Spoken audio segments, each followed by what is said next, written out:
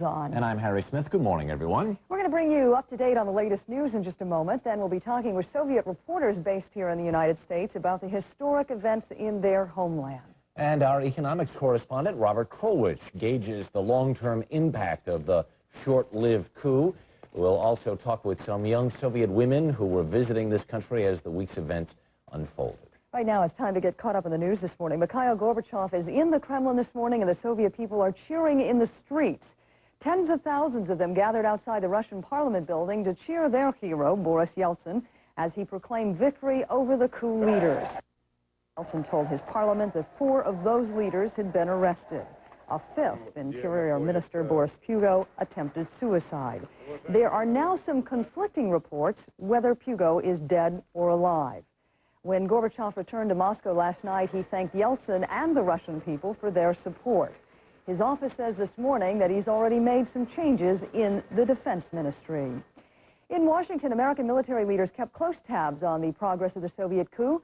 Jim Stewart reports from the Pentagon on why they think it failed.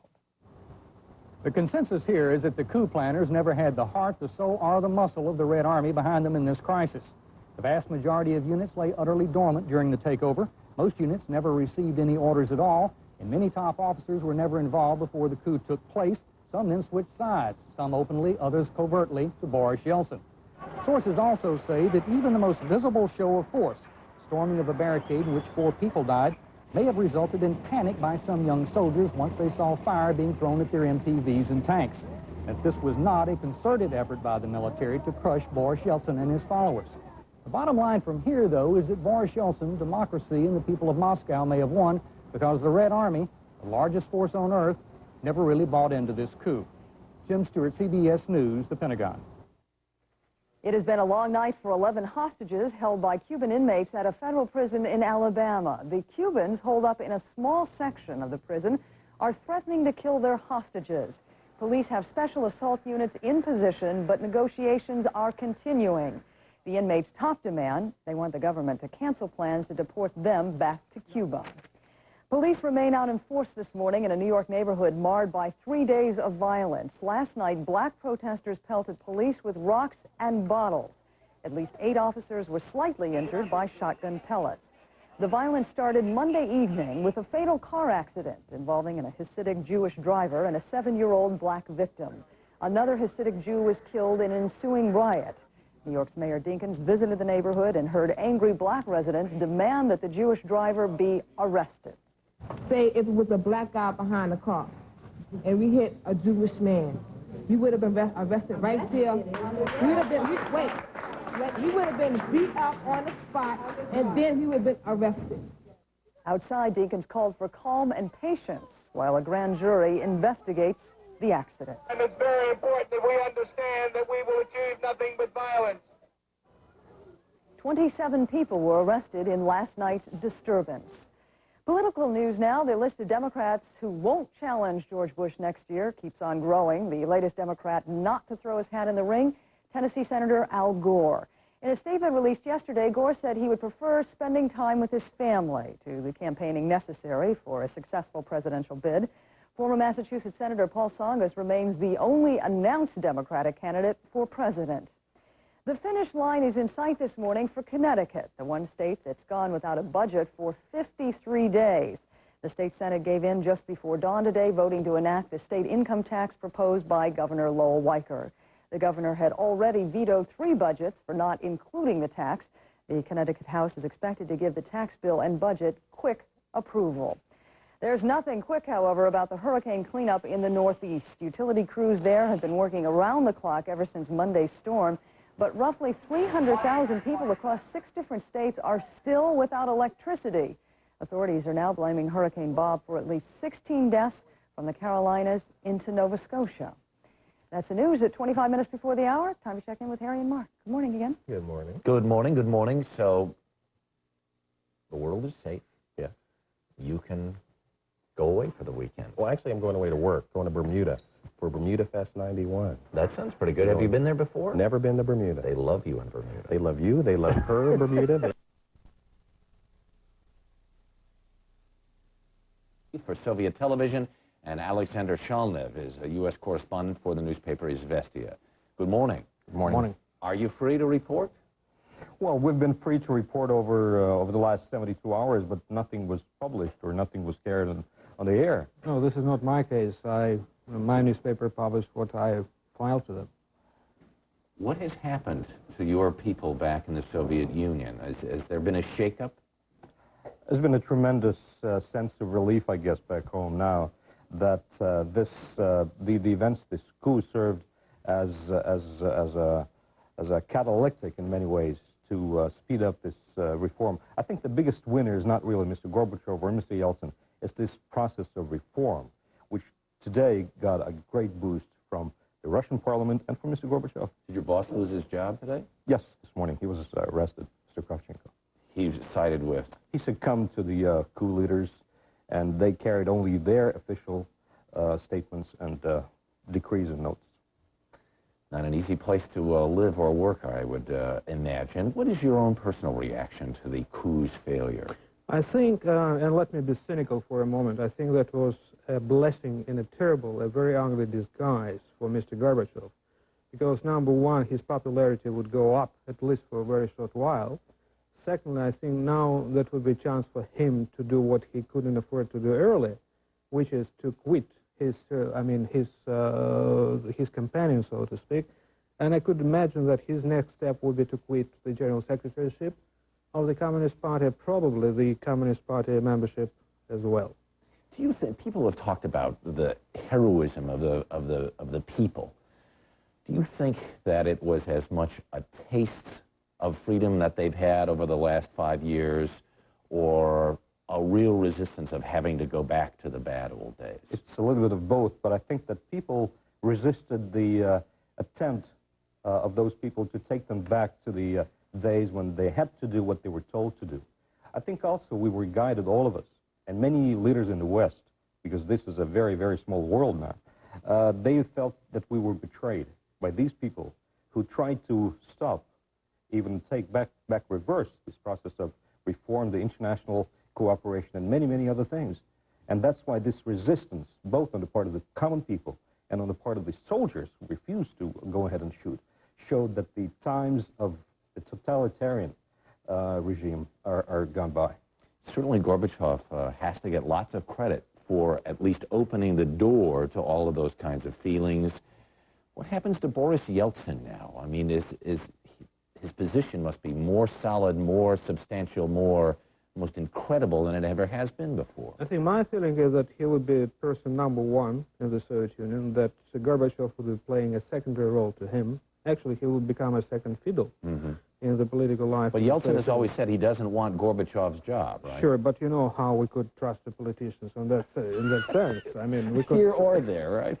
In the United States or the Soviet Union. So I could imagine that when the next presidential election comes in the Soviet Union, Yeltsin will be running. But in the meantime, most probably Mr. Gorbachev will stay on as the president of the Soviet Union. I also want to tell you that I feel that these coup leaders, and whatever they did, delivered a crushing blow to the Communist Party, to the prestige of the party, all across the Soviet Union. And what Jonathan Sanders spoke about earlier this morning from Moscow is absolutely true. We are going to witness a period of retribution, and maybe in some cases unjustified, but a retribution against the apparatus, against the whole structure of which the Communist Party is a solid part. Vladimir, Alexander, thank you both for joining us this morning. Do appreciate it. It's a good day today. Thank you. Paula? It's 18 minutes before the hour right now. Coming up next, our economics correspondent, Robert Krulwich. Is the Soviet Union on a faster track to its own downfall?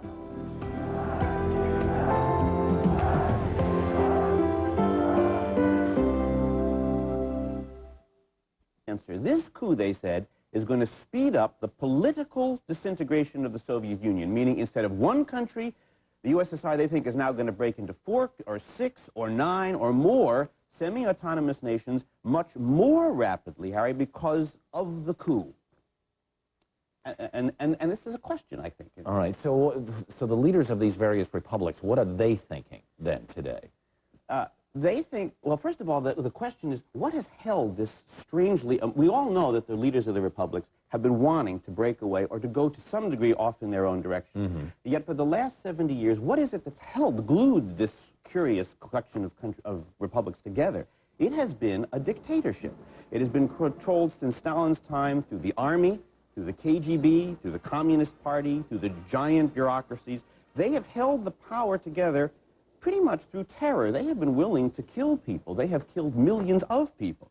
This week, the army and the KGB arrested Gorbachev, one of their own, because they were thinking he was acting against their self-interest. He was giving away too much power to the republics. But once they acted, they surprised everybody by making such a complete botch of it. They didn't do what they did so historically in the past. For some past. reason, they did not arrest Boris Yeltsin. They let him stand on a tank and make appeals to the public. They gave his supporters time, a day, really, to build barricades. They did not cut the power to Yeltsin's building or shut off his phone so he could talk to foreign leaders and build support. And the crowds got bigger and bigger. Yeltsin taunted the new leaders, calling them a South American-style junta. But most damaging, when the soldiers finally did arrive in armored vehicles, there was no strong show of force. This personnel carrier had lots of trouble breaking through a barrier of streetcars. Crowds gathered. They jeered. This blonde woman seemed to dare the tank to run her over.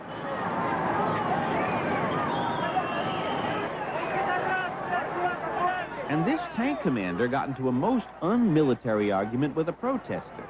It seems that nothing went right. And after a short struggle, the tanks turned tail, they left town, and their leaders, they ran away too. Now, if that is all the army and the KGB are capable of, if Yeltsin stands up and goes boo and they all fold and run away, then the question occurs, just how scary can these so-called bullies really be? I mean, that was really the problem with the coup, is that they didn't go and murder Yeltsin or whoever in the first place.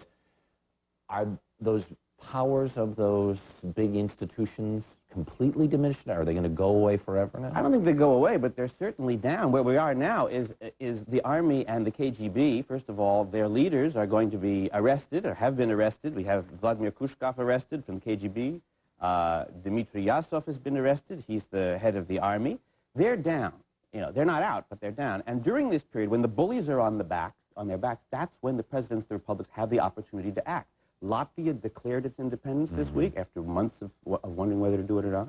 Estonia did. You mentioned earlier in the program about the firing of the head of the Soviet television system. He's the head of the whole Soviet television, but who fired him? Boris Yeltsin, who's the head just of Russia. The republics are grabbing for power, and the irony here is that the coup was created 3 days ago to hold one country together, and the ironic result is these men Pushing him all apart. Yeah, we're going to have 6, 9, 12, much faster because of the coup. Robert, thanks. You're welcome. 11 minutes before the hour. Coming up next, we're going to talk with a young Soviet woman and an expert on the Soviet Union. While the Kremlin was in turmoil, a group of young Soviet citizens was in Washington studying our form of government under the Pepper Democracy Grants. One of them joins us this morning, 23-year-old Irina Kuchagornia, who is from Riga, Latvia. Also with us this morning in Washington is Alan Weinstein, the head of the Center for Democracy. Good morning to both of you. Good morning. Good morning. Irina, if you would, describe to us the emotional roller coaster ride you've taken over the last several days. Oh, it was a very big impression for me, and I was very afraid if I heard about the coup in the Soviet Union. I was very worried about my family, my relatives, and about the future of our country. You're supposed to go back to your country this weekend. Now that the coup has failed, how different do you think your life will be?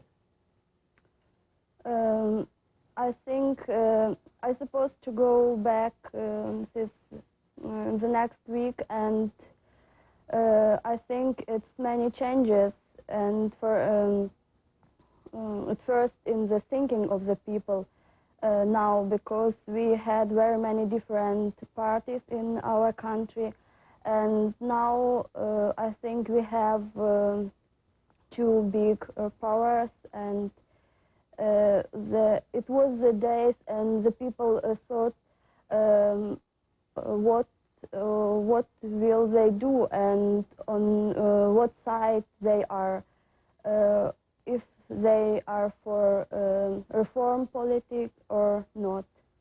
Alan, I'd like to follow up on the idea now that we've heard Irina's personal perspective, Right. and that is sort of the political picture that we're going to see emerge over the next several months, next several years. You know Boris Yeltsin well. Well, I know him I'm not certain who knows him well, Paula, but... Oh, really? Okay, and obviously he's the hero coming out of this coup. What Right. do you think he's going to try to extract from the system? Well, I think the fact that he is a popularly elected president, that he has now organized successfully the resistance to the coup attempt, the return of Gorbachev as someone who does not have the KGB and the army and the Communist Party hovering over him, means that Yeltsin and his colleagues in the democratic movement will try to move very quickly, very, very quickly, toward full democratization and toward implementing the laws needed to transform the Soviet Union and its republics into a free market economy. Will Mr. Yeltsin eclipse Gorbachev's power? Eclipse is possibly the wrong word. I think he's eclipsed, although he may have eclipsed it already. I think the fact is that there'll have to be some kind of collegial leadership with the two of them consulting broadly over the weeks and months ahead, because, among other things, Mr. Gorbachev himself will have to face election next year. He's going to have to face the people of the Soviet Union in running for the presidency. Yeltsin has done that already. So as these political machinations play out, let's talk Right. about the tremendous problems that still exist in that country. Well, indeed, one of the problems, Paula, that both Yeltsin and Gorbachev face in the days ahead is that they have so many fronts on which to work simultaneously. Just to take a few, they have to sign the Union Treaty and begin transferring the economic and political authority now transferred to the republics. They've got to take steps to assure food supplies and fuel and other emergency rations for this upcoming winter so that people don't starve and freeze. They've got to transform the Constitution and the legal systems in the entire Soviet Union and the republics. They've got to take steps to begin rebuilding that economy in a serious way. And those are just a few of the problems. And while doing this, they've got to deal with all of the different ethnic strifes and conflicts rampant throughout the Soviet Union. Alan Weinstein, Irina Kuchagornia, Thank thank you. you both for joining us this morning. 5 minutes before the hour, we'll be right back.